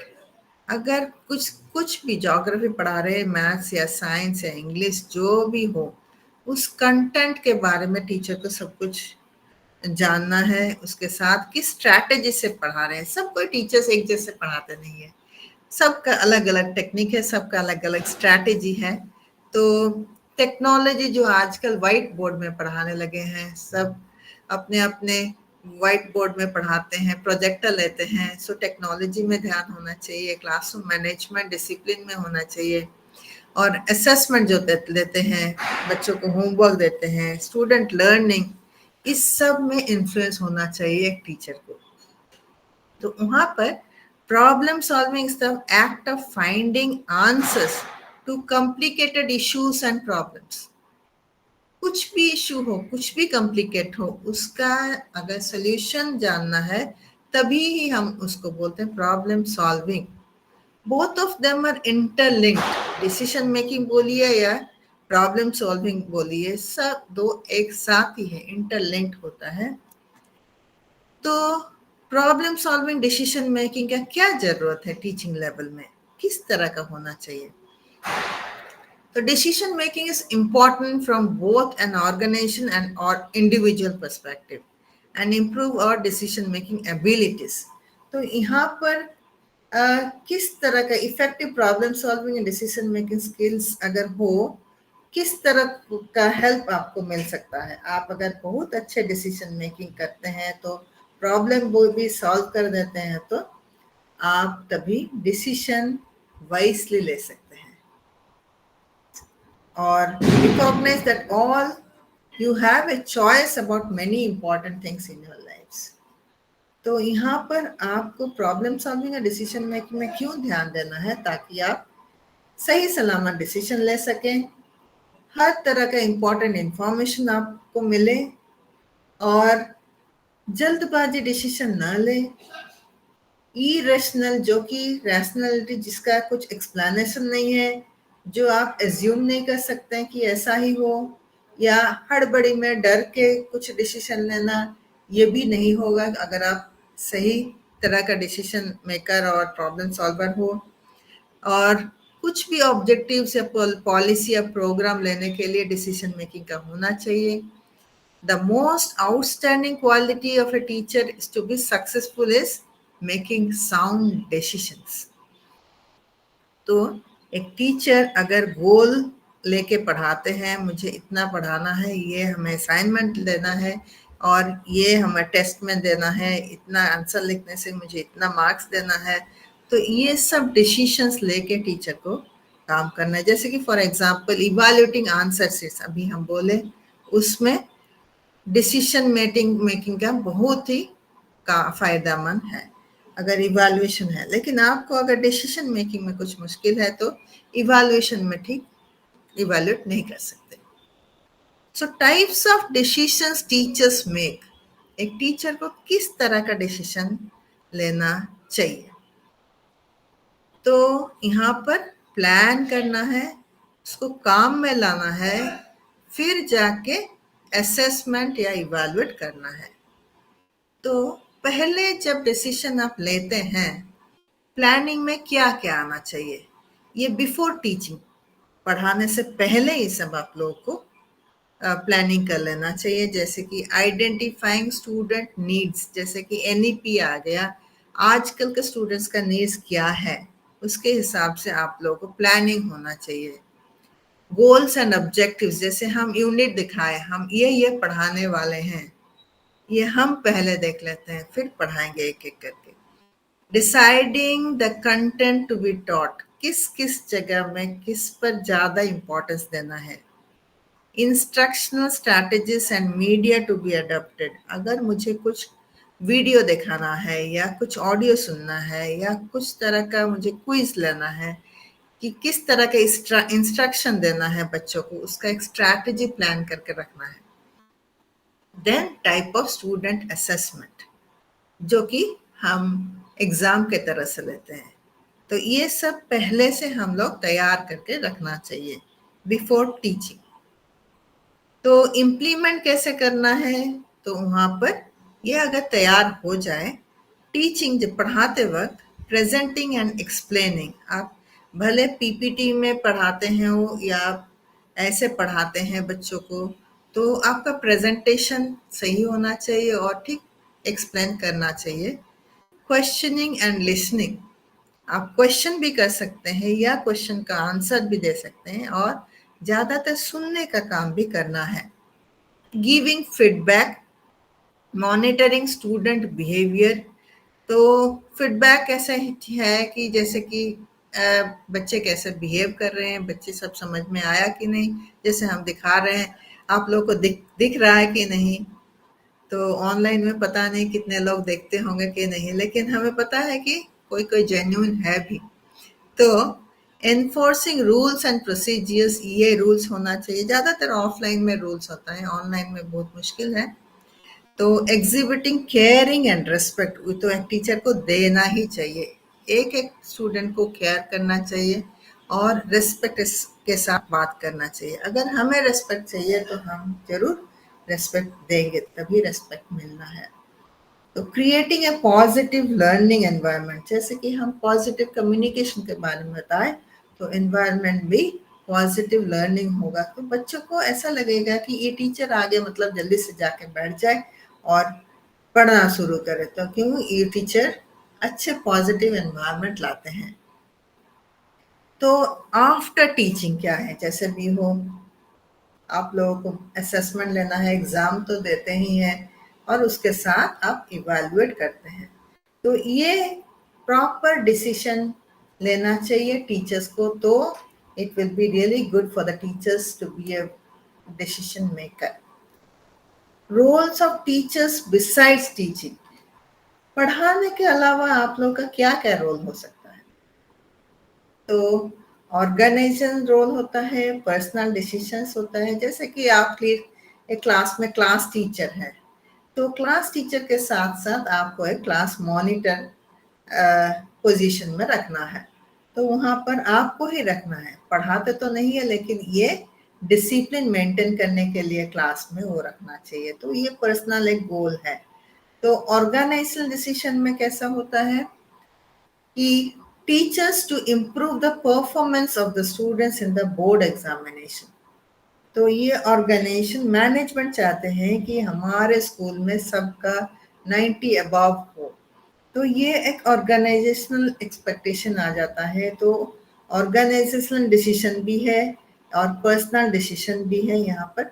Roles of teachers beyond teaching, besides teaching, routine and strategic decisions, तो routine के साथ साथ एक strategy करना है, एक policy maintain करना है, जैसे कि असाइनमेंट आप दे रहे हैं, तो ये होमवर्क है, ये 2 दिन के बाद करके लाओ, या कल करके लाओ, ये परसों करके लाओ। ये एक रूटीन आप दे देते हैं, क्योंकि आज हमारा क्लास है, परसों हमारा फिर से क्लास है, कल आप लोग बैठ के लिख सकते हैं, परसों सबको लाना है करके। तो पर्टिकुलर टॉपिक को डिवाइड करके प्रोजेक्ट भी दे सकते हैं, तो ये हो गया रूटीन वर्क। तो स्ट्रैटेजिक जैसे कि आप डिसीशंस लेते हैं, गाइडलाइंस करते हैं, जैसे कि एक स्ट्रैटेजी मेंटेन करना है। पैंडेमिक के बाद, कोरोना के बाद जब खुला स्कूल्स, कॉलेज, इंस्टीट्यूशंस, यूनिवर्सिटीज, तभी एक स्ट्रैटेजी मेंटेन किया गया है। तो ये ऑर्गेनाइजेशन बेसिस स्ट्रैटेजी है कि आप लोग मास्क पहन के आना है, आप लोग को डिस्टेंस करके बैठना है, आप लोग को ये डिसीजन लेना है। तो तभी दिक्कत हुआ था, बहुत मुश्किल हुआ था जब पहले बार कोरोना के बाद खोला। तो ये स्ट्रेटेजिक डिसीजंस है। Policy and operating decisions. तो पॉलिसी डिसीजंस किसको बोला जाता है? जैसे कि हायर लेवल पॉलिसी डिसीजन होता है, कुछ नया करिकुलम या नया सिलेबस, वहाँ पर आप लोगों को वहाँ पर बोलना है, सजेशन देना है, ये होगा, या इम्प्रूवमेंट के लिए क्या करना है, वहाँ पर पढ़ाने के अलावा ये सब आपको करना है। ऑपरेटिंग मतलब यहाँ पर एग्जीक्यूट करना है। पॉलिसी जब हो जाता है तो एग्जीक्यूट कैसे करना है, बच्चों पर इम्प्लीमेंट कैसे करना है। तो नेक्स्ट होता है programmed and non program decision. ये सब आपको पढ़ाई के अलावा है। तो प्रोग्राम डिसीजन क्या होता है? जहाँ पर फिर से रूटीन जैसा हो जाता है, जैसे कि टाइम टेबल बनाना, या कौन सा सब्जेक्ट कब होगा क्या नहीं, और what is to be done. अगर एक लड़का या स्टूडेंट फेल कर देता है, तो वहाँ पर किस पॉलिसी पर, किस प्रोग्राम के हिसाब से हमें उसको जांच करना है, वो इसी क्लास में रहेगा या दूसरा क्लास में जा सकेगा। तो ये प्रोग्राम है। नॉन प्रोग्राम जो कि अचानक सडनली आप लोग कुछ डिसीजन ले जाते हैं, जैसे कि क्वेश्चन पेपर लीक हो गया all of a sudden in 10th standard, पता चल गया कि क्वेश्चन पेपर लीक हो गया, तो वो पेपर फिर से है। तो ये तो प्रोग्राम नहीं है, पहले से पता नहीं है, sudden program decision, non program decision बोला जाता है, जो कि सडनली कुछ डिसीजन, कुछ कॉम्प्लेक्स सिचुएशन आ जाए तो तभी लेना है। तो कुछ क्वालिटीज टीचर को होना चाहिए, एट्रीब्यूट्स होना चाहिए फॉर इफेक्टिव डिसीजन मेकर। तो आप लोगों को अगर ऐसा बोला जाए कि ये टीचर को पूछिए, उनका डिसीजन बहुत मस्त है, बहुत अच्छा डिसीजन ले लेते हैं, लेकिन उनका डिसीजन अच्छा क्यों है, कौन कौन सा फैक्टर्स उनमें है या क्वालिटीज है जो कि उनका डिसीजन अच्छा बोला जाता है। एक होता है नॉलेज। अगर वो मैथ्स पढ़ाते हैं या साइंस पढ़ाते हैं तो उनका नॉलेज बहुत अच्छा है। जो भी टीचिंग मेथड्स है, टेक्नोलॉजी से स्टार्ट करके मेथोडोलॉजी को लेके, पढ़ाने का स्टाइल को लेके, जो भी क्वेश्चन आए वो तुरंत आंसर कर देते हैं। तो उनका रोल्स, रिस्पॉन्सिबिलिटी टीचिंग प्रोफेशन में बहुत ऊपर है, क्योंकि देर आर यूनिक वेज। जैसे कि एक ज्योग्राफी ले लेते हैं, ज्योग्राफी मैप कैसे पढ़ाते हैं। कोई टीचर ऐसा है कि पढ़ा देते हैं और दिमाग में बैठ जाता है, बच्चों को ज़्यादा पढ़ाने का जरूरत नहीं होता है। सो this is what the knowledge based teacher. Knowledge तो होना चाहिए, उसके साथ साथ एडवाइस सीकिंग, एडवाइस गिविंग नहीं। तो डिसीजन मेकर्स उनको बोला जाता है जहां पर हम दूसरों से एडवाइस भी लेते हैं। अगर एडवाइस देने लगे तो वो तो हमारा ही एडवाइस है, हम सबका एडवाइस लेके काम करते हैं। तो वो भी है कंप्रिहेंसिवनेस, बेस्ट चॉइस। बहुत सारे मल्टीपल चॉइस क्वेश्चंस है, बहुत सारा सजेशन है, उनमें से बेस्ट सजेशन हमें अपनाना है। फ्लेक्सिबिलिटी, फ्लेक्सिबिलिटी होना चाहिए, शुड बी ओपन माइंडेड। ऐसा नहीं कि मुझे यही करना है, रिजिड नहीं रहना है, रूट नहीं रहना है, ओपन माइंडेड रहना है, सबसे घुल मिल के बात करना है, सबको फ्रेंडली फ्रेंडली रहना है, सबके साथ मिलजुल के रहना है। तो ये सब एक एक करके क्वालिटीज दिखता है, तो कि एक डिसीजन मेकर उसी टीचर को बोला जाता है जहां ये सब क्वालिटीज उन पर दिखता है। तो नाउ डिसीजन मेकिंग प्रोसेस, तो ये डिसीजन मेकिंग प्रोसेस हम कैसे लें, किस तरह का प्रोसेस हम अपनाएं तो हमें डिसीजन मेकर या अच्छा डिसीजन ले सकते हैं। जैसे एग्जामिनिंग द सिचुएशन क्रिटिकली, कोई को होते हैं जैसे कि अवॉइड कर देते हैं, ठीक है मुझे इसमें बात नहीं करना है, लेकिन कोई कोई होते हैं क्रिटिकली डिसाइड करते हैं, रिफ्लेक्ट करते हैं ऐसा क्यों हुआ होता है, इसका क्या कारण हो सकता है। तो reflective practice is a problem solving method, जैसे कि आप रिफ्लेक्ट करते हैं, हर चीज को छानबीन कर देखते हैं ऐसा क्यों है, इसका अलावा क्या हो सकता है। वाइल वी टेक डिसीजंस, कुछ कुछ स्टेप्स हमें लेना है ताकि ये आपको हेल्प कर सके कि आप एक अच्छे डिसीजन मेकर हो जाओ। तो to identify and define the problem, जैसे कि एक प्रॉब्लम पैदा हो गया है और उसका कुछ कंडीशंस है, जैसे कि deviation from the good performance in a student और poor teachers motivation can be identified as a sudden change in established patterns of performance. So एक टीचर पढ़ा रहे थे, अच्छा खासा मार्क आ रहा था, लेकिन दूसरा टीचर आ गए कि आप ही टीचर टीचिंग कर रहे हैं, तो आप देखने लगे कि बच्चों पर अच्छा मार्क्स नहीं आ रहा है, क्लास में बहुत कम मार्क्स आ रहा है। तो इसका मतलब क्या है, आइडेंटिफाइंग द प्रॉब्लम, बच्चे समझ नहीं सकते या हम ठीक से समझा नहीं सकते। तो वहाँ पर performance of student and lack of motivation, ये अगर आइडेंटिफाई कर लिए तो आपको ये फर्स्ट स्टेप आपके लिए अच्छा होगा, ताकि आप दूसरा दूसरा स्टेप्स लेके एक डिसीजन ले सकते हैं कि हमारे क्लास में बच्चे अच्छा मार्क्स कैसे ले सके। नेक्स्ट इज डेवलपिंग अल्टरनेटिव्स, आपको पता चल गया कि आपकी क्लास में क्यों बच्चे कम मार्क लाते हैं, तो आप इसके लिए व्हेन प्रॉब्लम्स अराइज, इसके लिए आप क्या कर सकते हैं।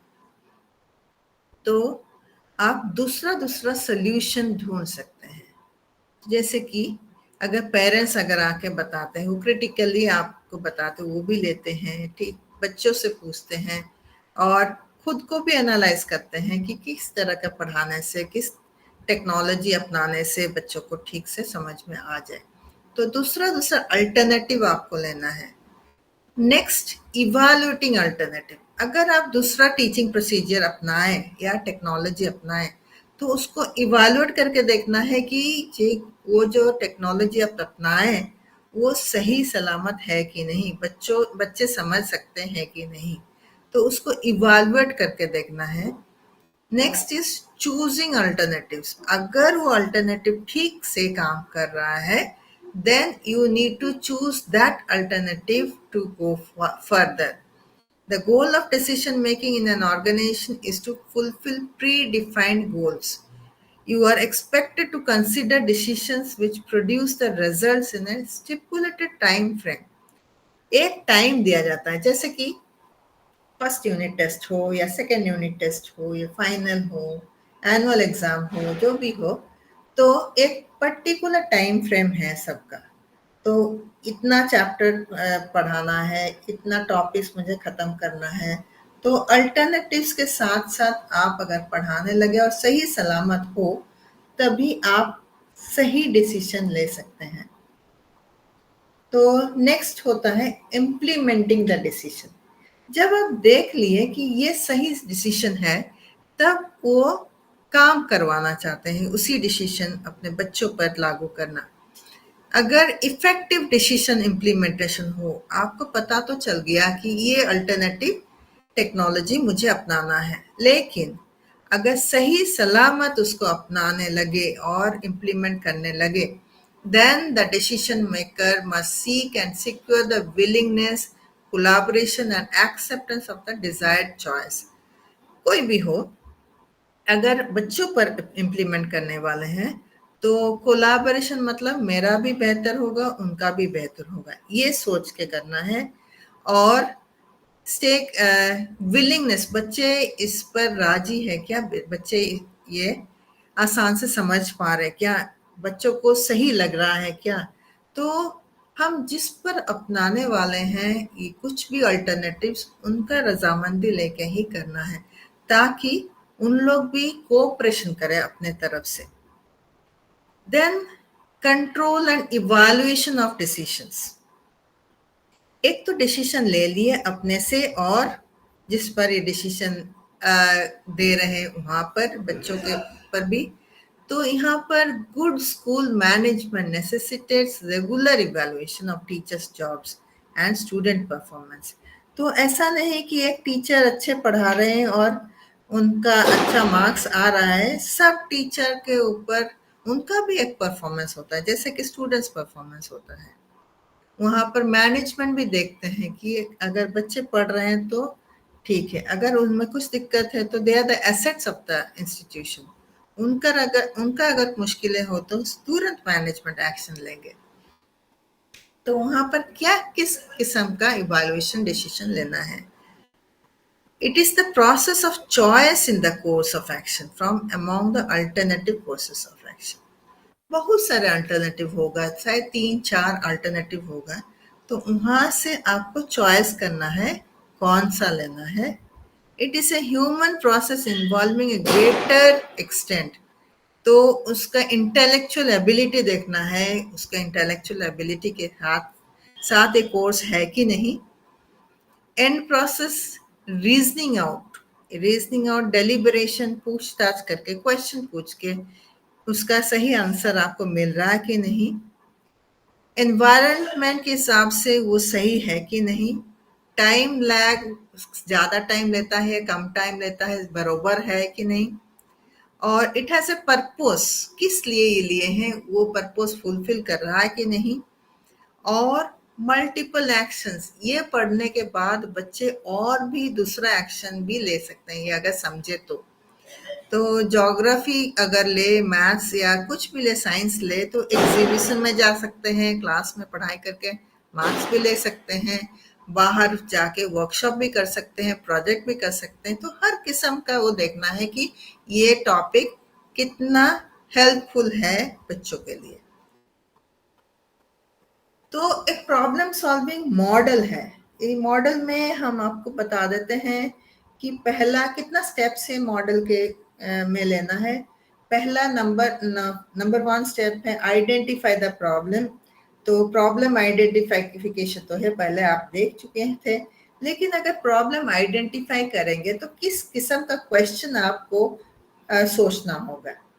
ये कितना आसान बना दिए हैं ताकि आप लोग कुछ भी अगर चाहते हैं तो ये क्वेश्चन को के हेल्प से आप लोग बना सकते हैं। तो what is happening and not happening, क्या हो रहा है और क्या नहीं हो रहा है। कौन कौन इसमें इन्वॉल्व है, बच्चे हैं तो किस किस्म का बच्चे हैं यहाँ पर। Why has the problem to be solve, ये प्रॉब्लम में क्या मुश्किलें हैं जो इसका सोल्यूशन चाहिए। तो क्या क्या कॉन्फ्लिक्ट इसमें पैदा हुआ है। Does the problem have a deadline और स्पेसिफिक टाइमलाइन, उसका गोल मतलब डेडलाइन इसी में खत्म करना है, ये उसका स्पेसिफिक टाइम है।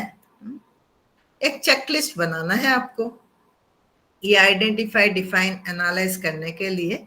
Is this a new problem, आपको पढ़ाने में जितना साल टीचिंग किए हैं या नया टीचिंग में आए हैं, तो ये क्या नया प्रॉब्लम आपको दिख रहा है, या इसका कुछ क्लैरिटी नहीं है, या आप खुद एज्यूम कर रहे हैं कि प्रॉब्लम है, ये सही में प्रॉब्लम है कि नहीं।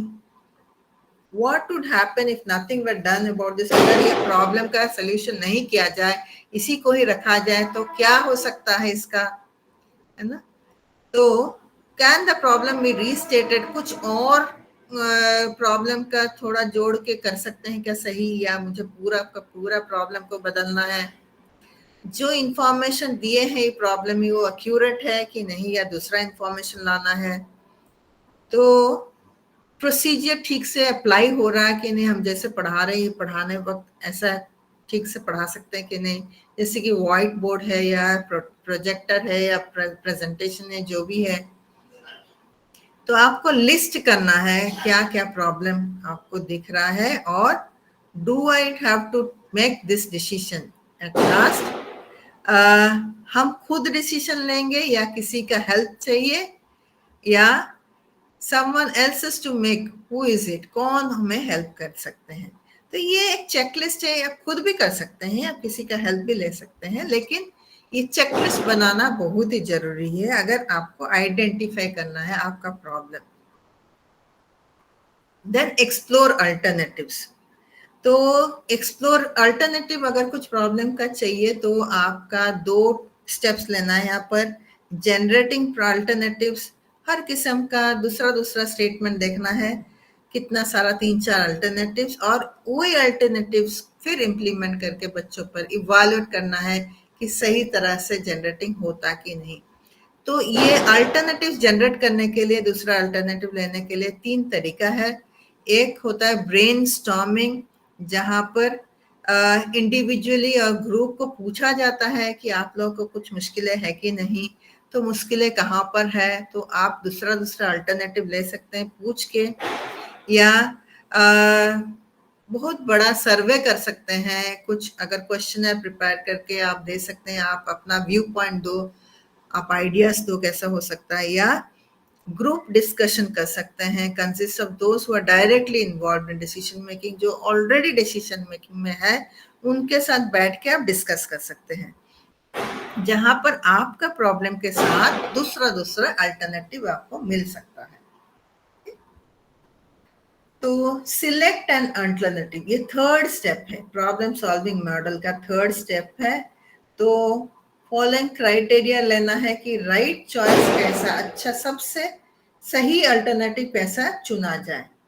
ये आपको याद रखना है कि इसका रिस्क ना हो, है ना, एक बार करके दूसरा बार प्रॉब्लम ना हो।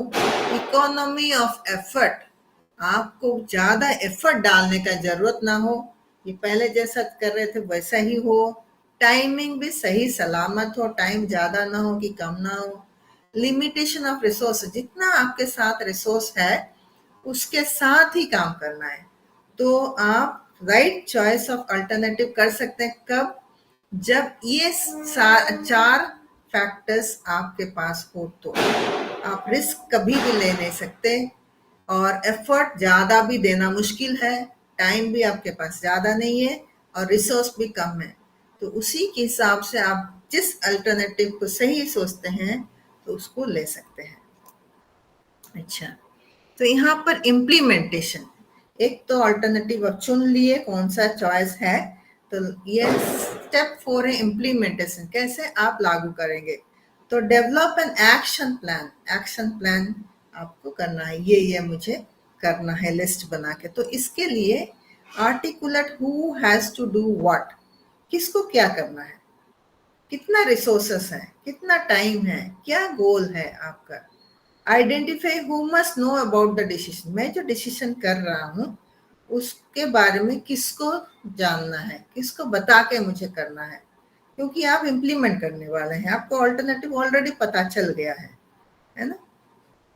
तो वहां पर डिटरमाइन ऑब्जेक्टिव्स, जैसे कि हम ऑब्जेक्टिव बताए कि ये हमें बताना है, तो वैसे आपको मॉनिटर करना है प्रोग्रेस, कि आप मॉनिटर जैसे कि क्वेश्चन पूछ के कर सकते हैं कि सही सलामत बच्चे समझ रहे हैं कि नहीं, बेस्ड ऑन एनालिसिस, एनालाइज करके, जैसे क्वेश्चन पूछ के, क्विज दे के, एग्जाम दे के आपको पता चलेगा कि सही सलामत आप इम्प्लीमेंट कर सकते हैं कि नहीं।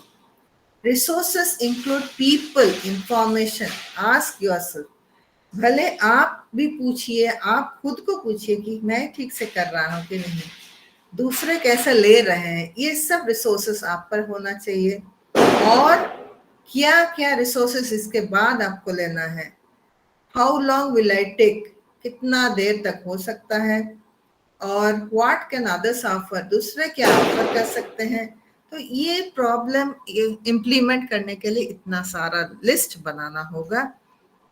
और at last who will do what, कौन क्या करेगा और क्या करने वाला है, कहाँ करने वाले हैं, किस तरह करने वाले हैं। तो ये एक्शन प्लान एक डिसीजन के साथ आपको लेना है। तो जब एक्शन प्लान ले लिए, जैसे कि पढ़ाने वाला सिलेबस पढ़ा लिए, चॉइस कर लिए और एग्जाम भी दे दिए, तब आ गया आपका इवैल्यूएशन का वक्त। इवैल्यूएशन में मॉनिटरिंग प्रोग्रेस होता है, इवैल्यूएटिंग रिजल्ट्स होता है। मॉनिटरिंग प्रोग्रेस में आप देखेंगे ये पहले जैसा है क्या, कुछ रिसोर्सेस आपको उसके ज्यादा चाहिए क्या, इसके बावजूद आप कुछ और अल्टरनेटिव बना सकते हैं कि नहीं, क्योंकि यहाँ पर इवैल्यूएशन के साथ साथ मॉनिटर बहुत जरूरी है प्रोग्रेस जानने के लिए। और इवैल्यूएशन के लिए आपको, जैसे कि आप मार्क देते हैं, है ना, ग्रेड देते हैं, ये सब इवैल्यूएशन ऑफ द रिजल्ट्स आपको पता चल जाएगा। तो जाते जाते ये एक आप केस बताने वाले हैं, आपको पता चल जाएगा कि कैसे क्या है। आप सोच सकते हैं आप ये इनके जगह में है, जैसे मिस्टर दिलबर है, टीचर, एक स्कूल का टीचर है, तो वो देखे कि 5% आवाज नहीं आ रही। में आवाज नहीं आ रहा? नहीं आ रही मैडम, आ रही है मैडम। वही बताइए। चलो, तो यहाँ पर एक प्रॉब्लम है ना।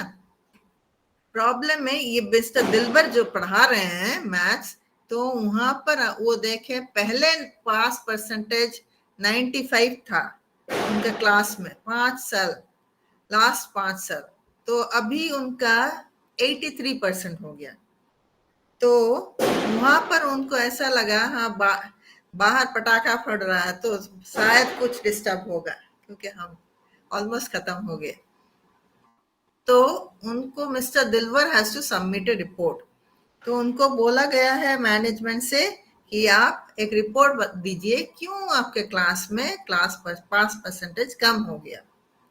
तो उनको एक समय दिया गया है, 1 हफ्ता के बीच में आप रिपोर्ट रेडी करके दीजिए। तो पहले क्या स्टेप लिए, पहला स्टेप वो देखे, एनालाइज करना कोशिश किए कि subject teacher based 5%, teacher based हमारा 5% इतना है मेरे क्लास में, तो वही अलग टीचर सेम पढ़ा रहे हैं तो उनका कितना 5% है। फिर attendance records of the teachers, ऐसे attendance records of students, performance records of students, relative complexity previous years question paper.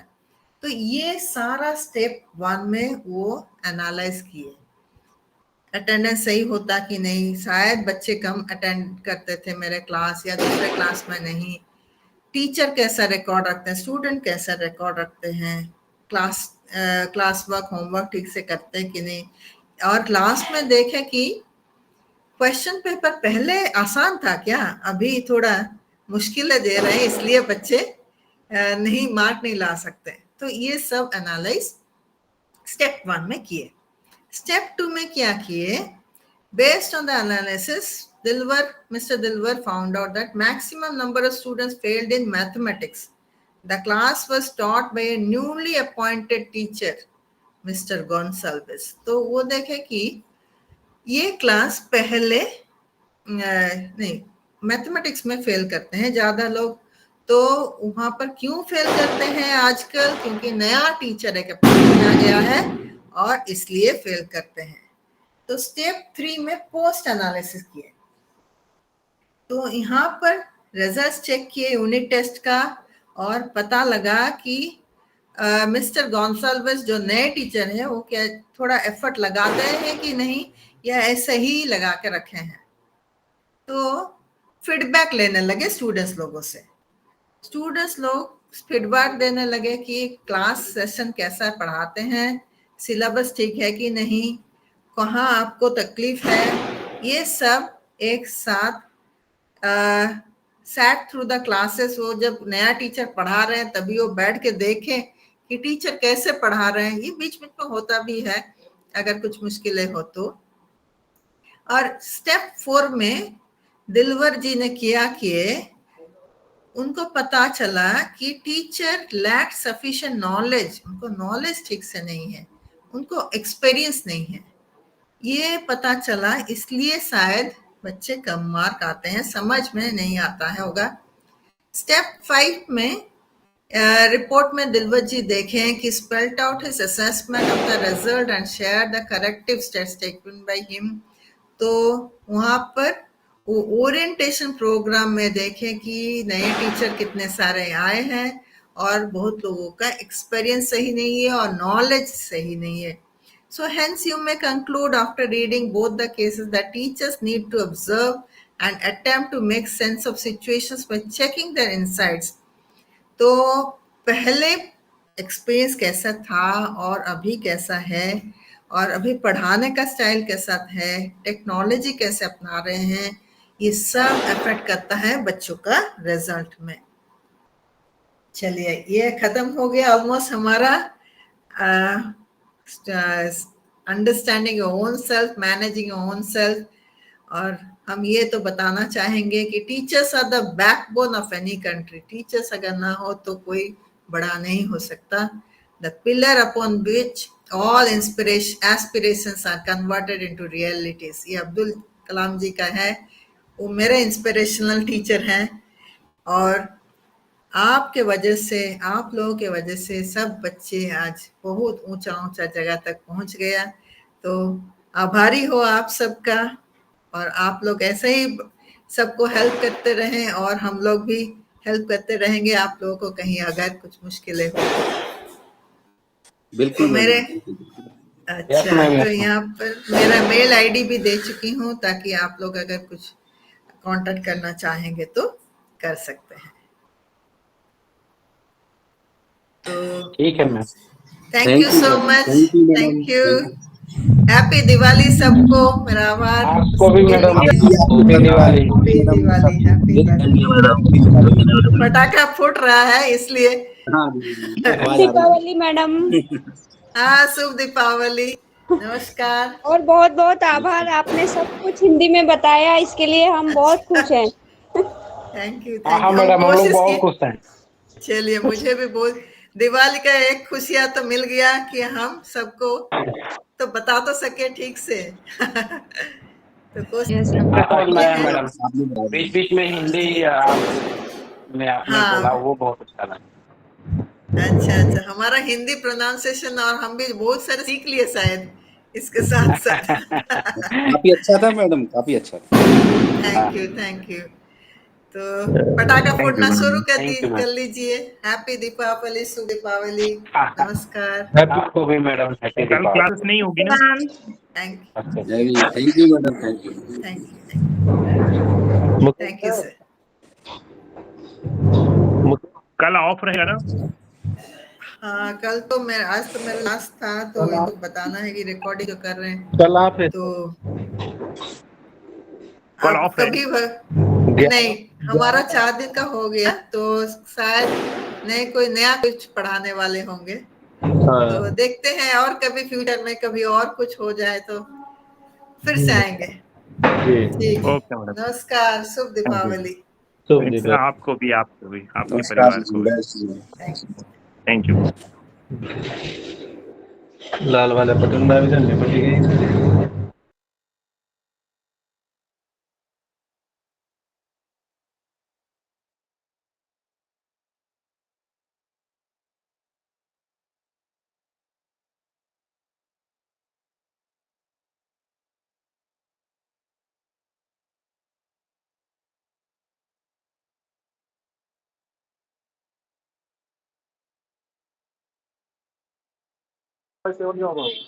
Thank you madam, bye bye.